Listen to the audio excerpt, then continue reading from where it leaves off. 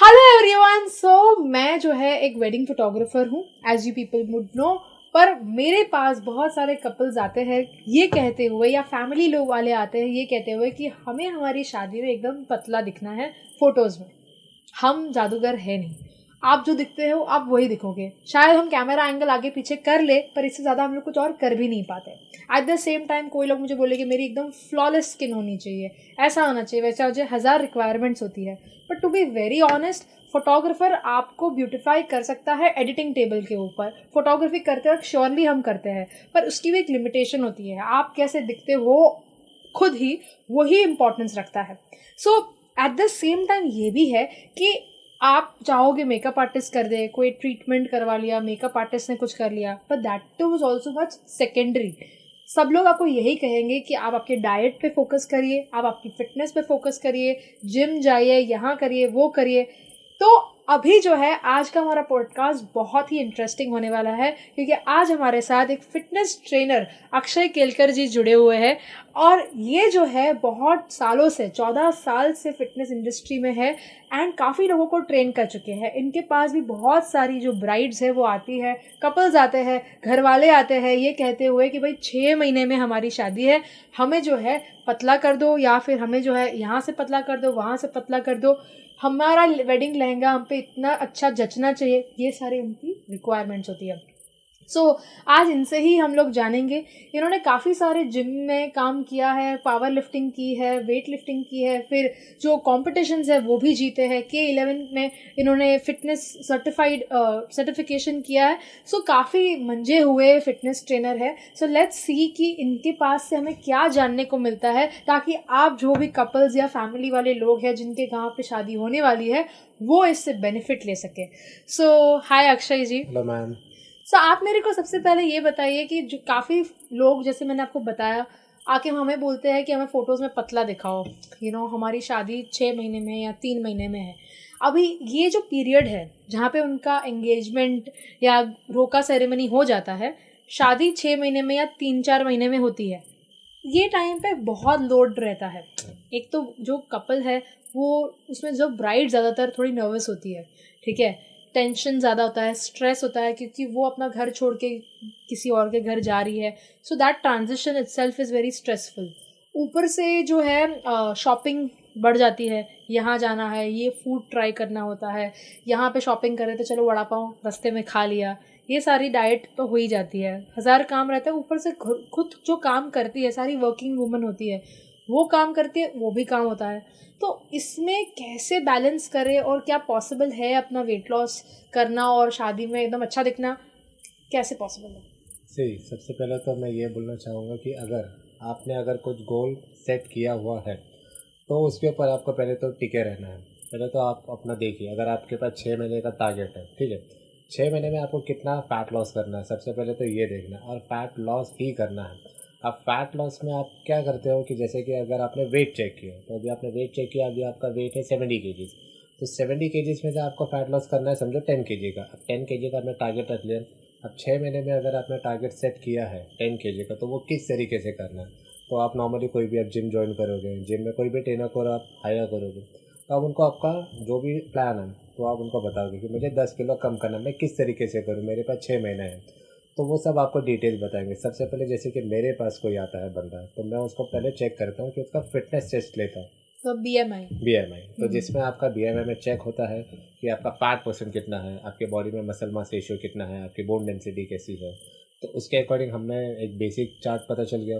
फिर उसके बाद तो हमें सर पता इसका चलता है। ज़रूरत है, मतलब फैट लॉस हो या जो भी लॉस हो, हमें तो बस पतला दिखना है, तो देखिए, फैट लॉस से क्या फ़र्क पड़ेगा? सी फैट लॉस ये होता है कि आपके जो बॉडी में ऑलरेडी जो स्टबर्न फैट होता है, दो टाइप के फैट होते हैं पौधों में, एक होता है सबक्यूटेनियस और एक होता है वाइसरल। वो जो होता है उसी के वजह से हम लोग को पता चलता है कि फ़ैट किस तरीके से रिड्यूस करना है और कहाँ का एरिया फैट। अब आप मेरे पास आओगे, आप मुझे बोलोगे कि सर मुझे बेली का फ़ैट कम करना है, मुझे रोज़ एब्स के वर्कआउट कराओ, तो ऐसा नहीं होता है।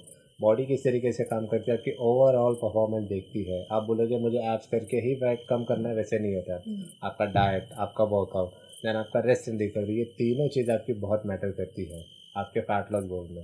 देन उसके बाद आपको 5 फिटनेस कंपोनेंट्स पता होने चाहिए, बेसिक जो होते हैं कि आपका स्ट्रेंथ किस तरीके से बढ़ाना है, आपको एंड्योरेंस किस तरीके से बढ़ाना है, आपका स्टैमिना कैसे बढ़ना चाहिए, आपकी मोबिलिटी फ्लेक्सिबिलिटी कैसे बढ़नी चाहिए, वो सारी चीज़ें मैटर करती हैं। पर सर मेरा कहने का यही है कि हमारा तो इतना ही होता है कि भाई हमारा शेप शादी में यदि लहंगा अगर वाइट नीचे है तो ऊपर का जो एरिया है वो एकदम ही मतलब अच्छा दिखे, मेरा जो फैट फेस का फैट है वो निकल जाए, यही सारे ब्राइड्स की रिक्वायरमेंट होती है। सो उसका फिर ये सारे टेक्निकल आपने समझाया। और कपल को तो इतना ही होता है भाई कम कैसे करना है, तो कैसे वो वेट लॉस अचीव हो जाए। तो वेट लॉस आपको अचीव होगा, बट वेट लॉस के साथ साथ आपको ये सारी चीज़ें पता होनी चाहिए कि नॉर्मली सिर्फ वेट लॉस ही नहीं होता है। वेट लॉस करने के बहुत सारे तरीके हैं। अगर आप बोलोगे कि मैं खाना छोड़ देती हूँ, रात का खाना मैं छोड़ देती हूँ तो मेरा वेट कम हो जाएगा, नहीं, इससे आप बीमार हो जाओगे। ठीक है, अगर आप सोचोगे कि मैं सुबह शाम 2 टाइम वर्कआउट जाके करूँ तो इससे मेरा जल्दी वेट रिड्यूस होगा, तो ऐसे भी नहीं होता। बॉडी अपने तरीके से काम करती है। मेन आपके जेनेटिक्स मैटर करते हैं, आपकी कौन से टाइप की बॉडी है वो मैटर करती है कि आपकी ज़्यादा बॉडी स्ट्रेंथनिंग है या आपकी बॉडी ज़्यादा वीक है, तो उसके ऊपर आपको पहले गोल अचीव करवाना होता है। तो सर ये सब करना कैसे है, मतलब ये प्रोसेस शुरू कैसे होता है? ये प्रोसेस ऐसे स्टार्ट होता है कि जैसे आपने बोला कि मेरे को 6 महीने के अंदर फैट लॉस करना है, तो सबसे पहले तो हम लोग देखेंगे कि आपकी बॉडी किस तरीके से काम करे। जैसे हम कुछ तरीके के वर्कआउट्स आपको कराएंगे, कुछ स्ट्रेंथ ट्रेनिंग के वर्कआउट कराएंगे, कुछ कार्डियो वर्कआउट कराएंगे, जिससे पता चलेगा कि आपकी बॉडी में कितनी कैपेसिटी है उस वर्कआउट की देखने के लिए। ठीक है, फिर उसके बाद हम धीरे धीरे आपका टारगेट अचीव करते जाएंगे, तो उसके लिए हम आपको बताएंगे कि क्या क्या आपको डाइट प्लान में ऐड करते जाना है। आपका जो वर्कआउट का शेड्यूल है तो उसके अंदर आपका प्रोटीन इंटेक कितना होना चाहिए, आपका जो कार्ब्स लोड होते हैं, जैसे कार्बोहाइड्रेट्स मतलब मोस्टली लोग क्या करते हैं, भूख लगते है तो कुछ भी खा लेते हैं, वैसा नहीं होता है। उसके लिए आपको प्रॉपरली डाइट फॉलो करनी होती है। अगर आपको भूख लग रही है, अगर आपके पास कोई ऑप्शन अवेलेबल नहीं है, आपने बोला चलो ठीक है आज के लिए मैं मेरी डाइट स्किप कर देती हूँ, तो वैसा नहीं होता है।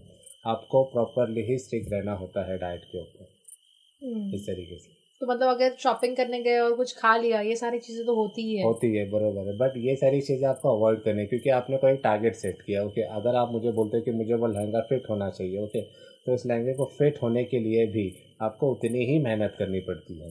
अदरवाइज फिर आप बोलोगे कि सर 6 महीने तो हो गए, मैंने तो आपको बोला 10 किलो कम करके दो, आपने तो मेरा 10 किलो भी नहीं कम करवाया ना, मेरे 6 महीने में मेरा लहंगा भी फिट हुआ, तो अब हम क्या कर सकते हैं। ये होता ही है, ये बहुत बार होता है।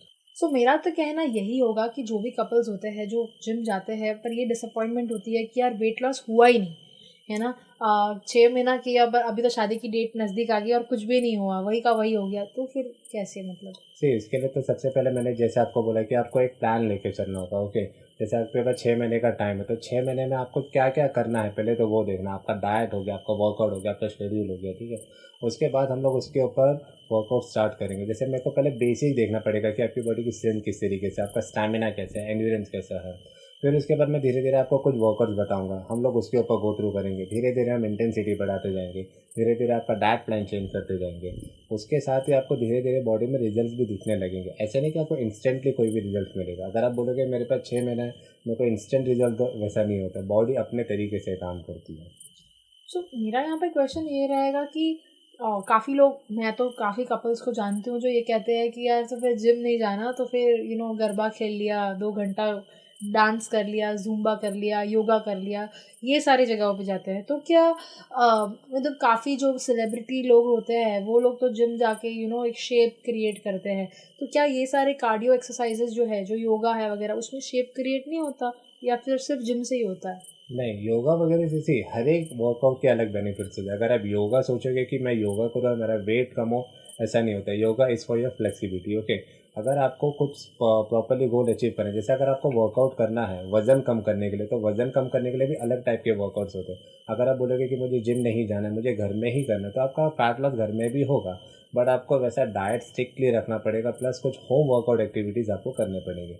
जैसे कि अगर आपको स्क्वाट्स करना है तो स्क्वाट्स के आपको क्या बेनिफिट मिलेंगे कि आपके लोअर बॉडी के वर्कआउट जो है, लोअर बॉडी का जो फैट एरिया है वो तो रिड्यूस होगा, साथ में आपके मसल्स की स्ट्रेंथनिंग भी होगी, आपका टेस्टोस्टेरोन लेवल भी बूस्ट होगा, तो बहुत ज़्यादा बेनिफिट मिलेगा उसमें। तो आपको बेसिक तो पता होना चाहिए कि क्या करना है और किस लिए। तो इसीलिए जिम जाते हैं ताकि आप उनको बेसिक समझा सको। यस, और जिम जाने के बेनिफिट आपको ये मिलता है कि आपको बहुत सारी न्यू एक्टिविटी सीखने के लिए मिलती है।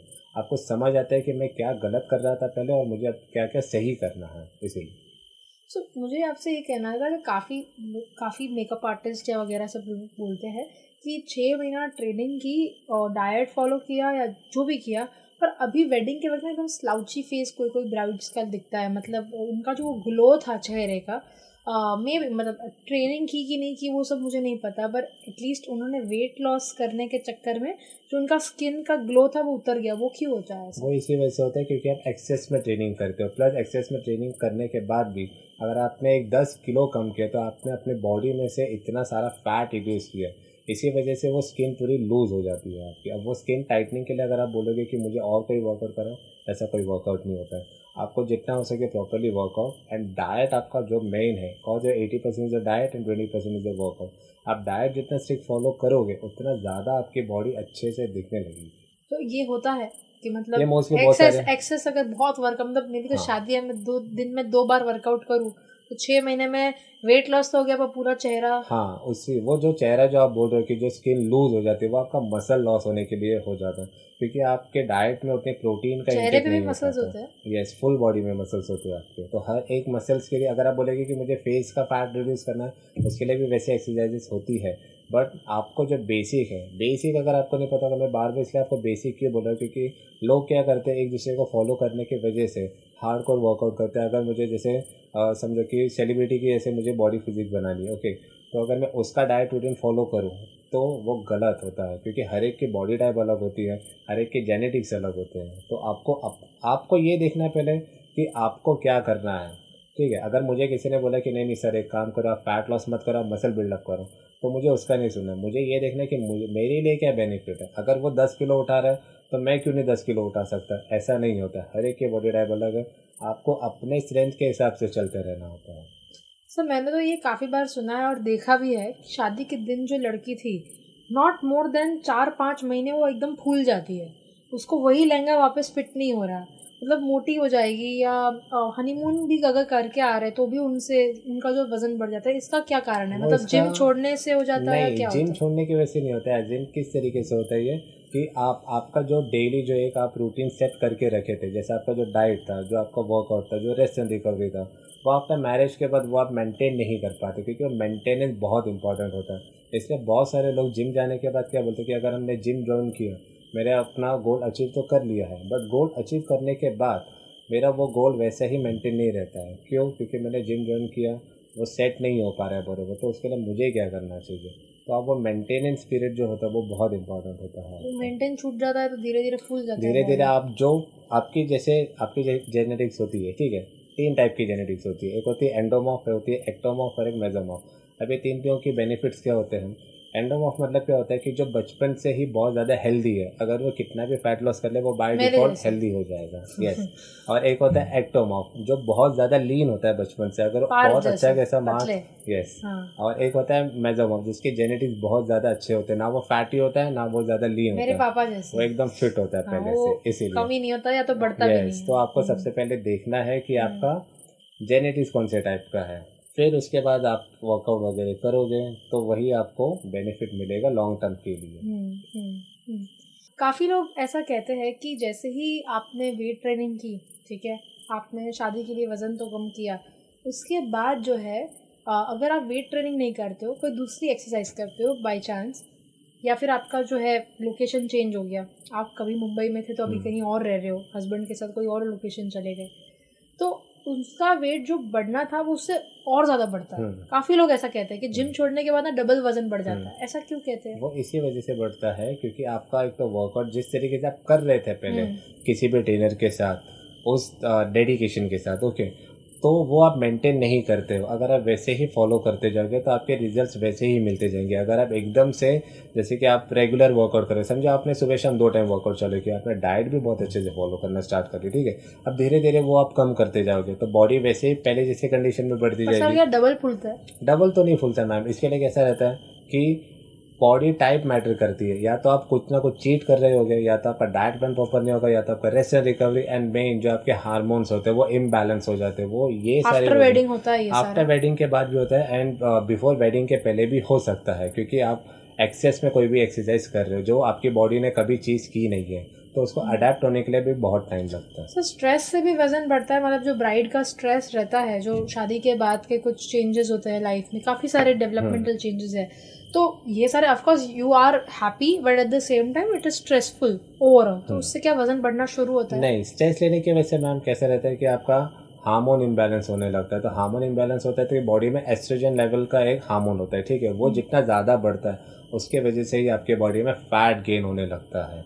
तो इसीलिए आपको वर्कआउट करना बहुत इंपॉर्टेंट है कि आपके हार्मोन्स का बैलेंस करे एंड आपका टेस्टोस्टेरोन जो लेवल होता है वो बढ़ाया करे। अगर वो बॉडी में बढ़ेगा तो आपकी जो भी बॉडी की जो वीकनेस होती है, जो भी आपको मेडिकल इश्यूज होते हैं, वो सारी चीज़ें धीरे धीरे करके आपकी सॉल्व होने लगती है। तो जैसे अभी आपने मुझे कहा कि 2 टाइम वर्कआउट वगैरह है, वो एक्सेस हो जाता है, तो कितना वर्कआउट परफेक्ट होता है, मतलब इतना होना चाहिए? डिपेंड करता है कि ये आपको 45 मिनट्स ही करना होता है। जैसे कि अगर किसी की बॉडी होती है वो 10 मिनट भी वर्कआउट नहीं कर पाते हैं, तो उसके लिए आपको क्या करना है, तो हर एक की स्ट्रेंथ लेवल अलग है।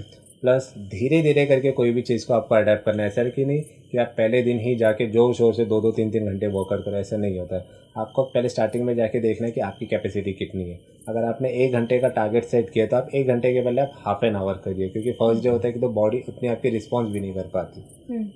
तो सर काफ़ी लोगों का ना इतना बजट भी नहीं होता, मतलब सपोज़ जिम जाना या ट्रेनर्स हायर करना, काफ़ी सारे ब्राइड्स और वैसे भी शादी में बहुत खर्चे हो रहे हैं अभी, कहाँ ये सारा खर्चा, आई एम श्योर काफ़ी लोगों के मन में ही रहता है, और मन में तो ये भी रहता है पैसा दे देंगे शायद हम फॉलो ना कर पाएंगे तो सारे पैसे वेस्ट हो जाएंगे। एक फ्रेंड ने मुझे कहा था कि भाई जिम में पैसा डालना डोनेशन बराबर हो जाता है, थोड़े दिन जाओ उसके बाद जाते ही नहीं है, ये सारे मन में चीज़ें होती है। सो वो लोग कैसे इस चीज़ को फॉलो करें? आपको सबसे पहले तो ये होता है कि आपने एक डेडिकेशन होना चाहिए। ओके, अगर आपके पास जिम ऑप्शंस नहीं है कोई बात नहीं, आप कोई भी एक्टिविटी परफॉर्म करिए। अगर आप कोई एक्टिविटी करते हो, बॉडी वांट्स एक्टिविटी, ओके, आपके बॉडी में से स्वेट निकलना चाहिए। अगर आप चाहे तो रनिंग कर सकते हो या कोई भी स्पोर्ट्स एक्टिविटी परफॉर्म कर सकते हो, क्रिकेट वगैरह जो भी आपको पसंद हो, या स्विमिंग कर लो, या आप थोड़ा सा हो सके तो स्किपिंग कर लो। सर ये सब तो कार्डियो में आएगा ना? हाँ, नहीं ऐसा नहीं होता। ऐसी बॉडी वांट्स एक्टिविटी, बॉडी में से पसीना आपका निकलना चाहिए, ठीक है। अगर आप बॉडी को टायर्ड ही नहीं कर रहे हो तो आपको पता कैसे चलेगा। उसी वजह से फिर आपको बहुत सारे मेडिकल इश्यूज स्टार्ट हो जाते हैं। जैसे कि अगर आप पूरे दिन, जैसे आपका सीटेड जॉब होता है, ओके, आप 8-8 10-10 12-12 घंटे बैठे रहते हो, तो उसकी वजह से आपको नेक में इश्यूज स्टार्ट हो जाते हैं, आपको लोअर बैक पेन होने लगता है। वो सारी चीज़ें इसीलिए होती है क्योंकि आप कोई एक्टिविटी नहीं करते हो, इसीलिए। सर ये शादी के पहले सारे सप्लीमेंट्स लेना ज़रूरी होता है? जो सारे सप्लीमेंट्स रहेंगे, विटामिन की गोलियां या प्रोटीन शेक, ये सारी चीज़ें जो लोग लेते हैं वो लेने में भी डर लगता है, तो what do you think about it? वो डिपेंड करता है। अगर आपने कोई टारगेट अचीव करना है, ठीक है, अगर आप बोले कि मेरे पास 6 महीना है, बट 6 महीने के चक्कर में आपको कुछ ऐसा अनहेल्दी सप्लीमेंट नहीं लेने जिसकी वजह से आपको लॉन्ग टर्म के लिए आपको नुकसान दे। तो आपका जो बेसिक होता है वो आपका डाइट होता है। अगर आपको फैट लॉस करना है तो एक कैलोरी डेफिशिएंट डाइट पे चले जाइए। अगर आपको वेट गेन करना है तो आप कैलोरी सरप्लस पे चले जाइए। और अगर आपको कोई भी सप्लीमेंट लेना है तो किसी के अंडर गाइडेंस में लेना है, ना कि किसी को भी पूछते हुए या कोई मेडिकल में जाके, सर कि जैसे मेरे पास मुझे विटामिन डी की, कैल्शियम की कमी है तो मुझे विटामिन डी के सप्लीमेंट दे दो, ऐसा नहीं होता है। आपको प्रॉपर, मुझे हेयर और स्किन अच्छा करना है, मुझे बायोटीन दे दो। नहीं ऐसे नहीं करना है आपको। पहले आपका ब्लड रिपोर्ट निकालना पड़ता है। पहले आपको आपके मेडिकल इश्यूज देखने पड़ते हैं कि मेरे बॉडी को क्या सूट होता है। अगर आपकी बॉडी को कोई चीज़ सूट नहीं होती, उसकी वजह से रिएक्शन होना स्टार्ट होगा, तो जो आपके जो बचे कुचे हेयर भी है वो भी लॉस हो सकते हैं, इसीलिए। सो अभी हमारे साथ अक्षय केलकर जी है, ये एक फिटनेस ट्रेनर है, एंड मैंने भी इनके पास से जो है फिटनेस की ट्रेनिंग ली, ठीक है। मैं कोई एक्सपर्ट नहीं हूँ, फिटनेस पर्सन भी नहीं हूँ, दिखता भी है, बट हाँ ऑनेस्टली, बट जो फोटोग्राफर्स है, जो हमारे सारे भाई बहन है फोटोग्राफर्स, तो हम जो है उनके रिलेटेड आपके जो क्वेश्चंस होंगे वही मेरे क्वेश्चंस होते हैं, क्योंकि ऑफ कोर्स हम सब फोटोग्राफर्स हैं। सो हम जो है आपसे कुछ एक क्वेश्चंस पूछेंगे कुछ, जिससे जो वेडिंग फोटोग्राफर्स है या फोटोग्राफर्स इन जनरल है वो इससे कैसे बेनिफिट कर सके। सो सबसे पहला क्वेश्चन जो मेरा है वो ये होगा कि हम शादियों में जाने वाले लोग हैं, शादियों में बूफे लगा है खाने का, और हम सालाना पूरा साल चाहे हम दाल चावल रोटी सब्जी खाए, आप हमें बताइए होटल में जाना हम कभी नहीं आएंगे, हम बोर हो जाते हैं बाहर का खाना खाते खाते। पर नवंबर से लेके फरवरी तक का जो ये समय है 4 महीने का, उसमें हम खाते हैं, ठीक है। हाँ श्योरली काम करते हैं पूरा दिन, हमारे हाथों में कैमरा का वज़न बहुत ज़्यादा होता है, और 1-1.5 किलो का तो कैमरा हम लोग यूज़ करते ही है, but at the same time खाना हमारा ज़्यादा हो जाता है शादियों में।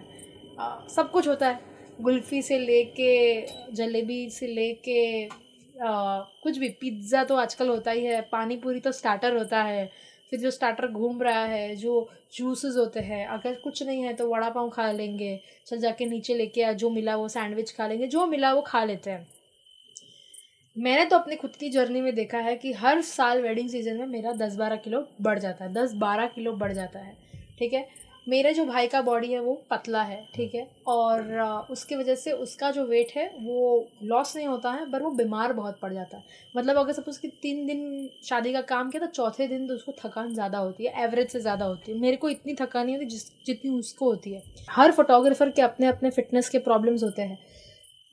आप फोटोग्राफर्स के लिए कुछ कहिए, कैसे हम जो है मेंटेन कर सके। सही, सबसे पहले तो मैं ये कहना चाहूँगा कि आप लोग बहुत ज़्यादा हार्डवर्क करते हो, ओके, कि आप लोग सुबह से लेकर रात तक कंटिन्यू उसी वेडिंग शूट हो गया या आपका कोई भी जो है आपका इवेंट हो गया, आप कंटिन्यू जो भी आपके कैमरास वगैरह हो गए, लाइटिंग हो गए, इतने हैवी होते हैं, अब वो सारी चीज़ें लेके कंटिन्यू काम करते रहते हो, ठीक है। अब वो इतना हैवी भी होता है तो उसके से बॉडी पेन वगैरह भी हो सकता है। अब आपके क्लाइंट को ये भी नहीं बोल सकते कि सर हम थक गए, एक काम करते हैं आज के लिए इतना ठीक है, हम बाकी का कर करते हैं, ऐसा भी नहीं हो पाता है। उल्टा क्लाइंट और काम करवाता है।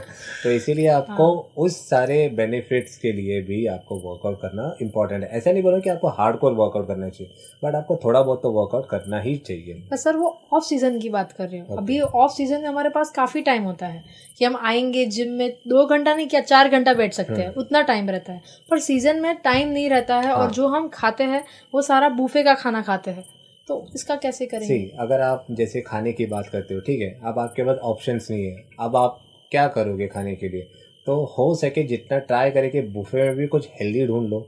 अगर आपके पास वेज के ऑप्शन है तो बहुत सारे हो गए, नॉन वेज हो तो नॉन वेज, अब जैसे वेज में हो गए तो वेज में आपके पास हो गए सैलड्स वगैरह हो जाते हैं, आप सूप पी सकते हो, ठीक है, आपके पास फ्रूट्स हो सकते हैं, ये सारी चीज़ें आप खा सकते हो। जितना हो सके एटलीस्ट मैं अनहेल्दी की तरफ तो ना जाओ। बस सूप सैलड में कोई पेट नहीं भरता, बरोबर है, बट पेट नहीं, आपका पेट भरने के लिए नहीं खाना, आपको आपके हेल्थ के लिए खाना। और मैं आपको ये बता दूं कि जो मजदूरी हम लोग शादी में करते हैं उसके बाद सूप सैलड तो छोड़ो, कोई नहीं सुनने वाला है। मैं भी नहीं सुनने वाली हूँ इतना सारा।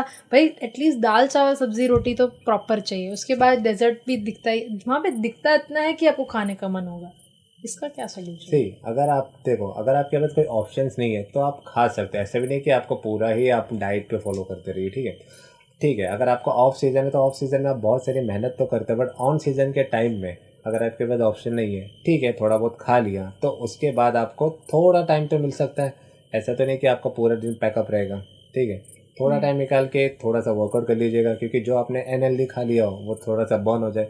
इसी की वजह से फिर आपका कैसे मेंटेन रहेगा वेट। अदरवाइज कैसे कि ज़्यादा एक्सेस में खाते जाओगे तो आपका वेट बढ़ने के चांस है, अनहेल्दी चीज़ें खाओगे तो आपकी तबीयत भी ख़राब हो सकती है। इसीलिए तो तबीयत लोगों की तो 2-2 3-3 दिन में ख़राब हो जाती है, पर वो दिन से इतना थके हुए रहते हैं, चाहे आधा दिन भी काम करे, भाई घर पे जाके से सोना, घर पे जाके सोना, नेक्स्ट डे भी सोने का मन होता है, ये इतना थके हुए रहते हैं। कभी कभी तो 4 दिन कंटिन्यूसली बाहर ही काम कर रहे हैं, कभी कभी तो ऐसा है कि 15 दिन कंटिन्यूस लोग बाहर काम कर रहे हैं। एक टाइम के बाद तो क्रोसिन्स पे ही पूरा पूरा दिन चल रहा है, मतलब इतना सर्दी, इतना थकान। अभी क्या करेंगे, वेट गेन तो सब साइड में भूल भी जाते हैं। तो how would you manage such a heavy lifestyle, कैसे करोगे। जी, अगर आपका जो आपने जिस तरीके से बोला, अगर आपका शूट इतना लंबा चलता है, आपका बिल्कुल भी रेस्ट के लिए टाइम नहीं मिलता है, या आपका खाने पीने का टाइम नहीं मिलता है, तो इसी वजह से ये जैसे जो चीज़ें आप मुझे बोल रहे हो, ठीक है, इन चीज़ों की वजह से ही आपकी हेल्थ ख़राब होने के लिए हो जाती है। तो आपको कुछ तो मैनेज करना पड़ेगा कहीं तो। चलो आप घर से खाना लेके जाइए, घर से आप कैरी कर सकते हो, या तो अगर आप बाहर हो तो अगर आप बुफे में भी उनको बोलते कि भाई आपके पास जो हेल्दी है मेरे लिए आप सेपरेटली बना के दे सकते हो। अगर वहाँ पे भी ऑप्शन नहीं है तो फिर आप आपका खुद कैरी करके ले जा सकते हो, जैसे कि आपको प्रोटीन पता शेक है वगैरह, प्रोटीन शेक्स वगैरह हो गए। प्रोटीन शेक काम के टाइम पे पीना चाहिए, क्योंकि पीना चाहिए, सी बॉडी को रिक्वायर होता है। सी प्रोटीन भी आपका एक टाइप का मील ही होता है, ओके, उसमें भी minimum 25 to 30 grams of protein होते ही है, ठीक है। अगर आप नॉर्मली समझो, मान लो अगर आपने नॉन वेज अगर आप खाते हो, ओके, तो अगर आपने कोई नॉन वेज इंटेक कर लिया हो, समझो चिकन ब्रेस्ट खा लिया, तो उसमें भी आपको 20 से 25 ग्राम्स ऑफ प्रोटीन मिलेगा। बट बात रहा इसका कि प्रोटीन आप बनाओगे किस तरीके से। जैसे अगर आपने चिकन तो ले लिया, अब मैं शादी में बनाऊँ कहाँ पे, मेरे लिए अलग से कोई बनाएगा कहाँ पे, तो प्रोटीन शेक बहुत इजीली आप कैरी भी कर सकते हो कहीं पे भी, और आप इजीली उसको इंटेक भी कर सकते हो। तो आपकी बॉडी जैसे कि जैसे नट्स रहेंगे, ये सारी हाँ, चीज़ें खुद रखना यस आप पड़ेगा। रख सकते हो। जैसे कि आपके पास ड्राई फ्रूट्स के ऑप्शंस हो गए, प्रोटीन बार्स हो गए, प्रोटीन शेक्स हो गए, आप थोड़े से फ्रूट्स कैरी कर सकते हो साथ में, बीच बीच में आप जूसेस पी सकते हो सके उतना आपको हेल्दी ही रहना है, क्योंकि आप हेल्दी खाओगे तो हेल्दी रहोगे, तो आप बीमार भी नहीं पड़ोगे।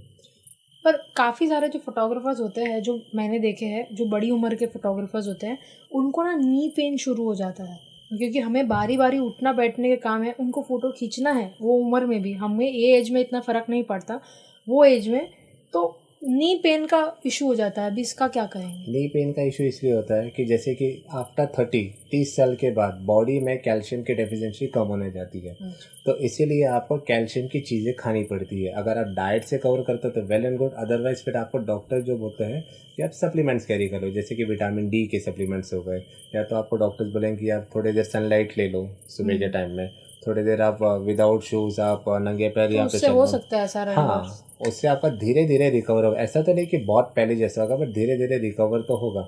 उतना ज़्यादा एक्सेस में आपका जो नी पेन वगैरह होता है वो भी थोड़ा कम होने लगेगा। मैंने काफ़ी सारे फोटोग्राफर्स को देखा है जो 35 to 40 के आसपास पहुंच जाते हैं और उनको बैक में स्लिप डिस्क होता है।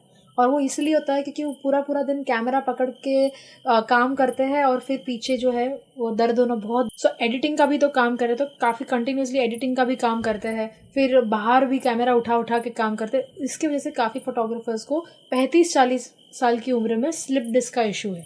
तो स्लिप डिस्क के इशू के रीजंस यही होते हैं। स्लिप डिस्क एज इन की जो आपका जो स्पाइन होता है, ओके, जो स्पाइन में जो नीचे के जो 5 बोन्स होते हैं लंबर एरिया के, ओके, वहाँ पे आपके जो डिस्क होते हैं वो बल्ज हो जाते हैं कभी कभी, क्योंकि एक्सेस में आप इतना काम करते हो, वर्कलोड दे देते हो आपकी मतलब आपने बॉडी के ऊपर। एक्सरसाइज कर दी? बहुत नहीं, एक्सरसाइज नहीं करी आपने, ओवर उसको स्ट्रेच कर लिया, और आपने इतना एक्सरसाइज, आपने इतना काम किया एक्सेस में, ओके, शादी में पूरा शादी दिन। वगैरह में आप कोई भी आपने इवेंट में काम किया हो, तो उस वजह से वहाँ के मसल जो होते हैं वो बहुत वीक होने लगते हैं। वो मसल्स वीक होने के बाद इसलिए जो आपके डिस्क है वो अपनी स्पेस छोड़ के स्लिप डिस्क होने के चांस आपके हो सकते हैं।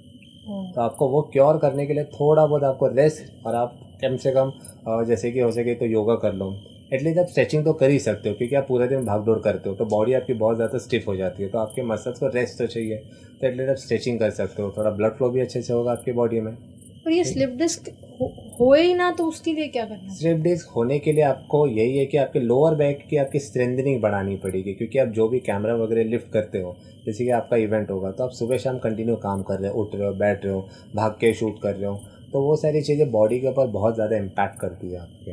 तो इसीलिए आप थोड़ा बहुत कोई एक्टिविटी कर लो, ऐसे भी नहीं, एक 5-10 मिनट्स के लिए भी कोई थोड़ा बहुत योगा कर लिया, या थोड़ा सा आपने कार्डियो वर्कआउट कर लिया, तो बॉडी को कैसे है कि थोड़ा एक्टिवनेस मिल जाता है। तो सुबह को उठ के डायरेक्ट शूट पे नहीं जाना, थोड़ा सा घर पे वर्कआउट करना है। Yes. 10-15 मिनट्स थोड़ा सा Yes. वार्म अप हो जाए बॉडी, Yes. उसके बाद जाना। Yes. सर उससे 10-15 मिनट में क्या ही फर्क पड़ेगा? नहीं, उससे आपको इतना तो फ़र्क पड़ेगा कि आपकी जो बॉडी में जो बहुत ज़्यादा इंजरी होने के चांसेस होते हैं वो थोड़े बहुत तो कम हो सकते हैं। आपको ये देखना है कि आपको आपकी बॉडी को कितने अच्छे तरीके से संभालना है। आपको पता है कि अगर मैं बाहर का खाना खाऊंगी तो मुझे बीमारी होगी, फिर भी मैं रोज़ अगर बाहर का खाना खाऊँ तो उसका मतलब ये है कि आपको आपकी बॉडी प्यारी है नहीं। इसीलिए तो आपको अपने लिए ही कम से कम एक हाफ एन आवर तो टाइम निकालना है। अगर आप अपने लिए हाफ एन आवर नहीं निकाल सकते हो तो उसके लिए फिर बहुत ही नहीं है पूरा दिन का काम भी।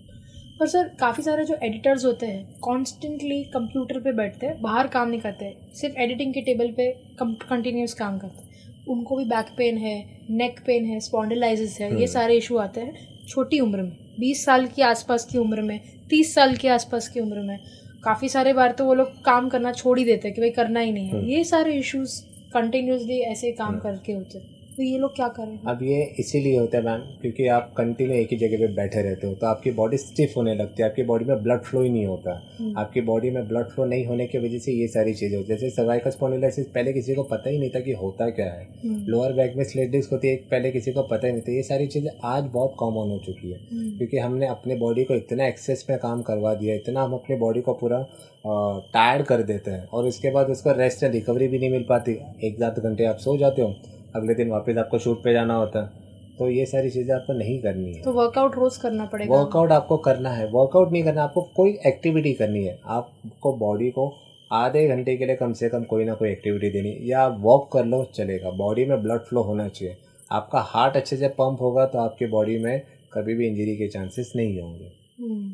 काफ़ी सारे फोटोग्राफर्स को मैंने सुना है, अभी अभी रिसेंटली 2-4 केसेस तो सुने हैं कि या तो हाई डायबिटीज़ जो बड़ी उम्र के हैं, अभी शादियों में खाते हैं, तो डायबिटिक पेशेंट बन गए और फिर उनको अटैक आ गया।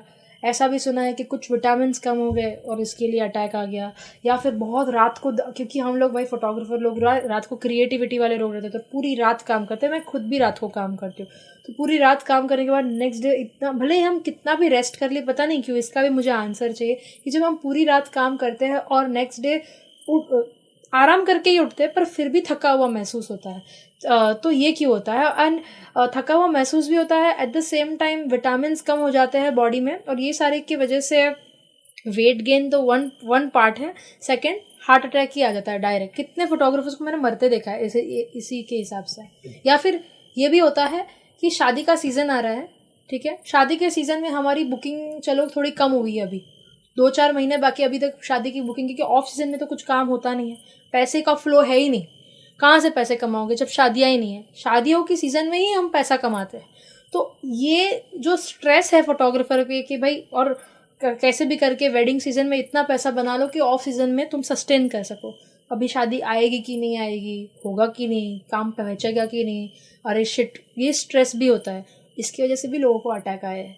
तो ये सारी चीज़ों का कैसे बैलेंस हो सके? अगर आप देखोगे कि आपको इतना सारा स्ट्रेस लेवल है, तो आप कम से कम थोड़ी देर के लिए योगा कर लो, थोड़ा मेडिटेशन कर लो, तो जिससे कि आपका जो स्ट्रेस लेवल है थोड़ा बहुत कम हो सकता है। नॉर्मली बहुत सारे लोगों को जो एंजाइटी वगैरह होती है ओवर स्ट्रेस लेने की वजह से, तो ये इसीलिए होती है क्योंकि आप एक्सेस में काम करते हैं। जैसे आपने बोला कि मैंने पूरे दिन में सोई हूँ, ठीक है, बट अगले दिन उठने के बाद भी मेरी बॉडी बहुत ज़्यादा टायर्ड है। वो इसलिए टायर्ड होती है क्योंकि उतनी बॉडी को रिकवरी नहीं हुई है। प्लस रिकवरी ना होने की वजह से पूरे दिन आपने काम तो कर लिया है, बट उतना आपका प्रोटीन इंटेक जैसे कि नहीं हुआ है। बॉडी को जो न्यूट्रिशन की लेवल चाहिए होती है वो आपने दी नहीं है, तो उसके लिए आपको थोड़ा बहुत विटामिन मिनरल्स जो होती है अंडर डॉक्टर के गाइडेंस में ले सकते हो। आप थोड़ा सा डाइट में सुधार लेकर आ सकते हो, थोड़ा सा कुछ हेल्दी चीज़ें खा लो। आप बॉडी को अगर जो आप बॉडी को दोगे, बॉडी वैसे आपको गिव बैक करेगा। ओके, तो अगर आप बॉडी को अच्छी चीज़ें दोगे तो बॉडी आपको हेल्दी रखेगा। आप अगर बॉडी को जो रिक्वायरमेंट है वो नहीं दोगे तो उसके वजह से फिर आपको बीमारी एक एक स्टार्ट होना हो जाएगी।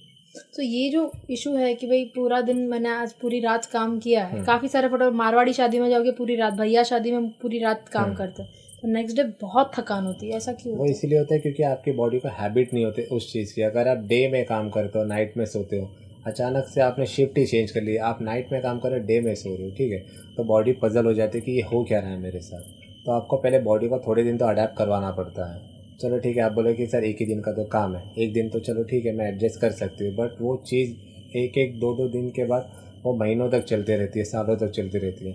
उसी की वजह से फिर बॉडी आपकी कैसे कि जिस तरीके से पहले थी हेल्दी, वहाँ से वो धीरे धीरे अनहेल्दी होना स्टार्ट करती है। प्लस उसी के बाद आप अगर उसमें थोड़ा बहुत जो हेल्दी डाइट होता है वो भी आप छोड़ के बाहर का अनहेल्दी खाना स्टार्ट कर दो, उसकी वजह से भी आपकी जो लाइफ स्टाइल है उस पर भी बहुत ज़्यादा इम्पैक्ट पड़ता है। पूरा यही कह रहे हो कि अगर हम लोग रात को काम करते हैं तो जो खाना होता है वो खाते नहीं है, सारा अनहेल्दी खाना खाते हैं, क्योंकि रात का टाइम है, कौन ही हेल्दी खाना बना के खाने वाला है।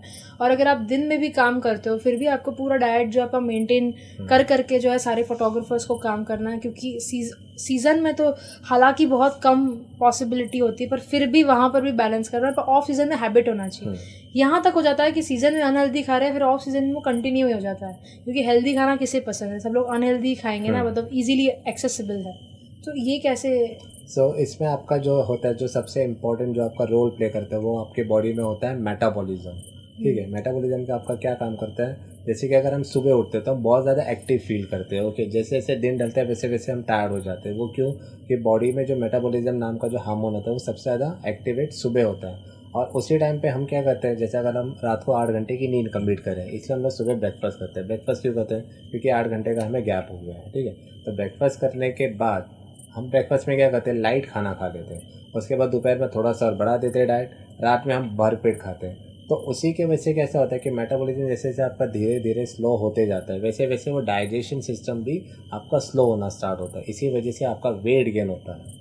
तो ये सारी चीज़ें होती है। जब आप बोलते हो कि मैं 6 महीने तक तो कुछ नहीं खा रही हूँ, बट ऑन सीजन में जैसा हमारा आता है तो मैं कुछ भी खा लूँ, मेरा वेट फटाक से बढ़ता है। वो इसी वजह से होता है क्योंकि आपका एक तो एपेटाइट नहीं है उतना, प्लस आपका मेटाबॉलिज्म प्रॉपर्ली वर्क नहीं कर रहा है। आपने आपकी बॉडी को इतना एक्सेस में तोड़ दिया कि आपकी बॉडी अब रिकवरी भी नहीं कर पा रही है बरोबर तरीके से। नींद हो ही नहीं रही है। यस, नींद होती इसीलिए तो नहीं है। आपके मसल्स को भी तो रेस्ट चाहिए कि आप कंटिन्यू काम करो, कैमरा पकड़ रहे हो। कभी कभी आपकी बॉडी में सोरनेस हो जाती है, टाइटनेस हो जाती है, ब्लड क्लॉट भी कभी क्लॉट हो जाता है, आपका स्टिफ हो जाती है बॉडी, तो उसको ठंड में काम करते हैं हाँ। कभी कभी, यहाँ से डेस्टिनेशन वेडिंग में जाते हैं तो ठंड आपकी में पूरा body- टाइम कैमरा पकड़ के काम कर रहे हैं। हाँ, तो आपकी बॉडी अलग अलग टेम्परेचर में काम करती है, तो आपको एक तो हैबिट नहीं है, प्लस आप जो न्यूट्रिशन जो बॉडी में ऑलरेडी है उसको भी आप इतना एक्सेस में काम कर करके आप वो सारी चीज़ें उसमें गंवा दे रहे हो। तो आपको वैसा नहीं करना है। अगर आपको अच्छे से और लॉन्ग सर्वाइव करना है तो थोड़ा सा तो आप टाइम निकाल सकते हो, थोड़ा बहुत आपके बॉडी के ऊपर ध्यान देने के लिए। अदरवाइज ऐसे करते जाओगे तो और ज़्यादा बीमार हो सकते हो, और आपका जो फोटोग्राफी का जो आपका प्रोफेशन है वो भी आपको धीरे धीरे करके बंद करना पड़ेगा। ठीक है, thank you Akshay ji. I guess हमारे सारे क्वेश्चंस जो है आपने आंसर किए।